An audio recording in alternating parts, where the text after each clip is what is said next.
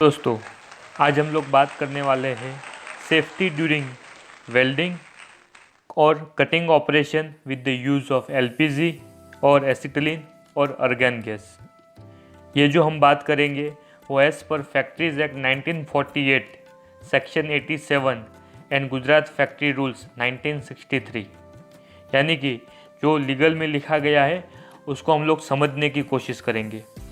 दोस्तों, मैं आपको बता देना चाहता हूँ कि अगर आपने ये सारा वीडियो अंत तक देख लिया और सारे पॉइंट समझ लिए कि कौन से सेफ्टी का प्रोविजंस लिखा हुआ है जिसको हमको इम्प्लीमेंट करना है आपके वर्कशॉप में या प्रोजेक्ट साइट पे, तो उससे एक्सीडेंट होने के बहुत कम चांसेस रहेंगे।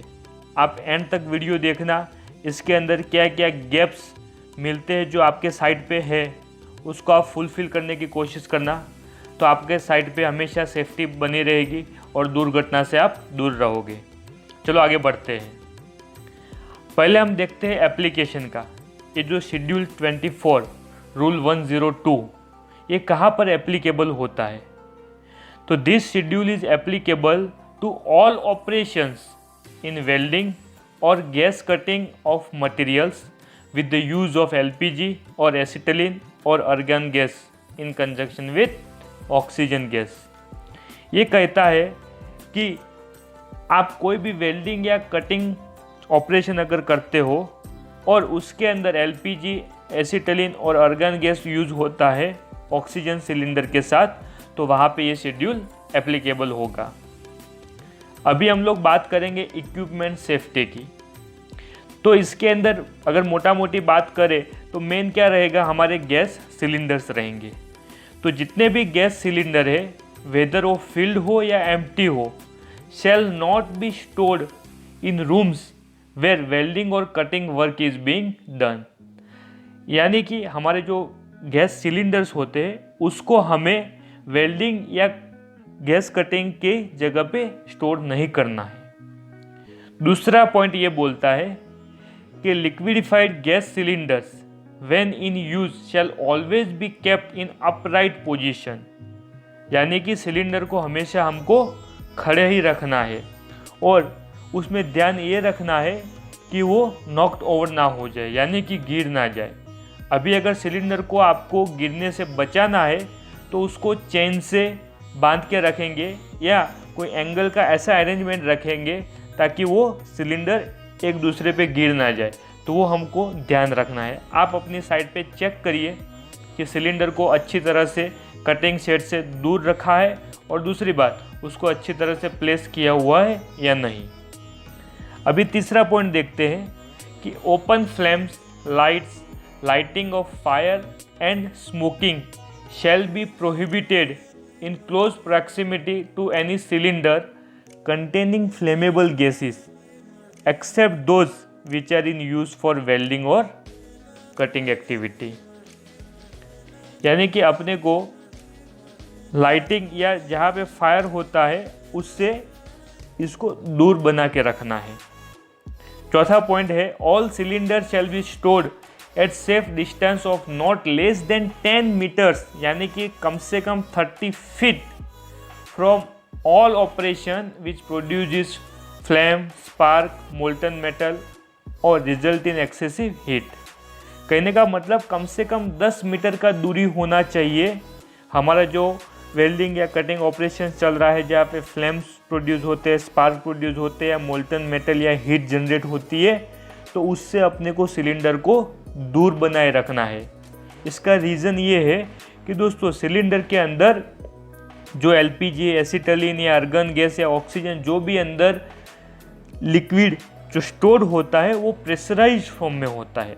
जब बाहर से अपने को उसको हीट मिलेगी तो अंदर प्रेशर बढ़ेगा और प्रेशर जब बढ़ेगा तो उसका ब्लास्ट भी हो सकता है। इसीलिए हम लोग जो भी हमारे सिलेंडर्स होते हैं उसको शेड में रखते हैं या उसके ऊपर कोई ब्लैंकेट को रखते हैं ताकि डायरेक्टली सनलाइट उसके ऊपर ना गिरे। अगर सनलाइट गिरता है तो उसका प्रेशर बढ़ता है। तो ये कॉन्सेप्ट आपको क्लियर हो गया। अभी पांचवा पॉइंट देखते हैं कि every gas cylinder shall be provided with efficient standard type pressure regulator. Her cylinder के ऊपर क्या होना चाहिए? एक अच्छा स्टैंडर्ड प्रेशर रेगुलेटर होना चाहिए and back flow of gas will be restricted by second NRV। और दूसरी बात, जो हमारा ये प्रेशर रेगुलेटर है उसके बाद क्या आना चाहिए, NRV, और उसके बाद हमारा कनेक्ट होगा ट्यूबिंग। और दूसरी बात, ये जो NRV रहेगा वो भी स्टैंडर्ड टाइप का रहेगा, और जो टॉर्च होता है वहाँ पर भी हमको NRV यूज़ करना है। ये NRV यूज़ करने से फ़ायदा ये होगा कि जो बैक फायर होगा वो यहाँ पे नहीं होगा, ओनली वन डायरेक्शन में ही आपको फ्लो मिलेगा। 7वां पॉइंट है, suitable type of fire extinguisher shall be provided near the welding or cutting place and also near gas cylinder storage। मतलब कि जहाँ पर भी आपका वेल्डिंग या कटिंग एक्टिविटी चल रहा है वहाँ पे अपने को फायर एक्सटिंग्विशर रखना है। और दूसरा, जहाँ पर हमारे जो गैस सिलेंडर स्टोर किए गए हैं वहाँ पर भी हमको फायर सिलेंडर रखना बहुत ही ज़रूरी है। 8वां पॉइंट बोलता है कि pipeline from gas cylinder shall be painted with distinctive colours for easy identification.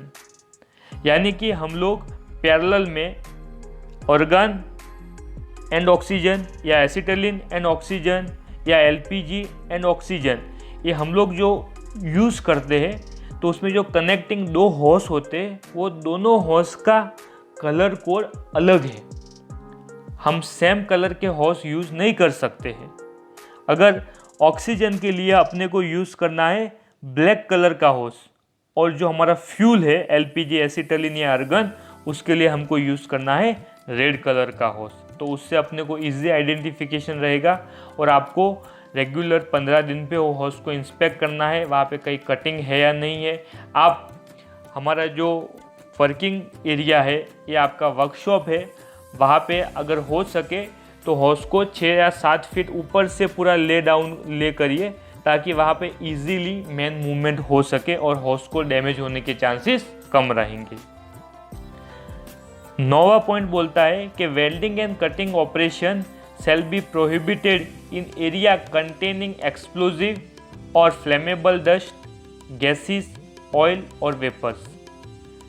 इससे अपने को ये सीखना है कि कभी भी आप वेल्डिंग या कटिंग ऑपरेशन शुरू करो तो उस एटमॉस्फेयर का अपने को वहाँ पे एक्सप्लोजिव मीटर से चेक कर लेना है कि वहाँ पे कोई फ्लेमेबल गैसेस तो अवेलेबल नहीं है, कोई वेपर तो जनरेट नहीं हो रही है कि जो फ्लेमेबल मिक्सचर बने या एक्सप्लोजिव लिमिट के अंदर आ जाए और सीधा आप स्पार्क करो और वहाँ पे ब्लास्ट हो सकता है।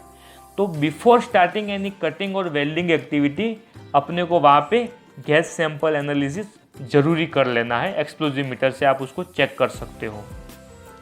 10वां पॉइंट बोलता है कि वेल्डिंग और cutting operation that are carried out in a place where person other than welder and their helper are working or pass shall be means of a suitable stationary or portable screen at least 2.15 metre यानी कि 7 feet in height. इसमें दोस्तों ऐसा बोला गया है कि जहाँ पे आपका वेल्डिंग कटिंग एक्टिविटी हो रहा है और वहाँ पे अदर देन वेल्डर यानी कि वेल्डर और हेल्पर के अलावा अगर उस एरिया में दूसरे लोगों का भी आना जाना होता है तो आपको जो वेल्डिंग या कटिंग एक्टिविटी है उसको प्रोटेक्ट करना है। मतलब कि आप वहाँ पे स्क्रीन लगा दोगे जैसे आपको फोटो में क्लियरली दिख रहा है, और वो स्क्रीन की हाइट कम से कम 7 फीट होनी चाहिए ताकि जो दूसरे लोग वहाँ पे मूवमेंट हो रहा है उन लोगों को इससे हज़ार से प्रोटेक्शन मिले। मतलब कि इसका जो लाइट रेज का है या जो वहाँ से जो स्पार्क्स निकलता है उससे एक सेफ्टी बनी रहेगी जो दूसरे लोग वहाँ पे मूवमेंट करते हैं। 11वां पॉइंट बोलता है कि ऑल इक्विपमेंट्स लाइक वेल्डिंग और cutting torch, pipeline, brackets, NRV, pressure regulator, ये सारे के सारा जो गैस कटिंग या वेल्डिंग सेट का जो पार्ट है इसको एक कॉम्पिटेंट पर्सन हर 15 दिन में इंस्पेक्ट करना चाहिए। और यहाँ पे हम कॉम्पिटेंट पर्सन किसको बोलेंगे कि जो बंदे को उसके बारे में नॉलेज हो, जो by virtue of education and experience जो जानता हो कि इसके अंदर क्या सही है और क्या गलत है, वो हर 15 दिन में उसको इंस्पेक्ट करेगा।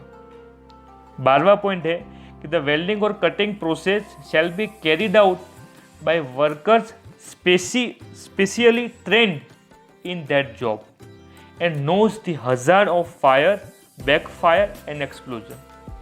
यानी कि वेल्डिंग और कटिंग ऑपरेशन में जो भी बंदा काम करता है वो ट्रेंड होना चाहिए, he must be certified welder, और उसको ये मालूम होना चाहिए कि ये ऑपरेशन में क्या हजार्ड है, बैकफायर क्या होता है, एक्सप्लोजन कैसे हो सकता है, ये सब उनको जानकारी जरूरी है।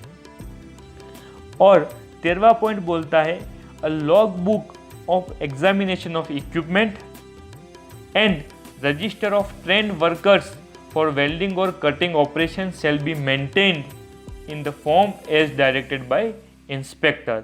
यानी कि अपने को एक लॉग बुक बनाना है, जैसे आपको फैक्ट्री इंस्पेक्टर या डायरेक्ट किया हुआ है, उसके अंदर अपने को जो भी बंदे ट्रेंड वर्कर्स है उनका डिटेल लिखना है, और हमारा जो कटिंग या वेल्डिंग सेट है उसका भी इंस्पेक्शन जो करते वो भी उसके अंदर अपने को रेगुलरली मेंशन करना है, ताकि कभी भी अगर फैक्ट्री इंस्पेक्टर आके अपने को पूछे तो हम लोग दोस्तों बता सकते हैं। तो यहाँ पे आपको काफ़ी सारी जानकारी मिली होगी, आप इसको प्लीज़ अपने चेक करिए आपका फैब्रिकेशन शॉप या प्रोजेक्ट साइट पे कि इसमें से कितने पॉइंट इंप्लीमेंट होते हैं। अगर कुछ गैप आपको नज़र आता है तो उसको प्लीज़ इंप्लीमेंट करिए ताकि आपके साइट पे एक्सीडेंट ना हो।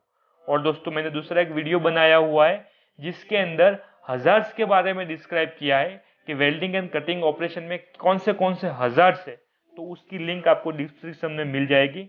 अगर आपको वीडियो अच्छा लगा हो तो चैनल को सब्सक्राइब करिए और अपने दोस्तों को भी फॉरवर्ड करिए ताकि उनको भी सेफ्टी के बारे में एक जानकारी मिलती रहे। Thanks for watching this video. Good day, bye bye.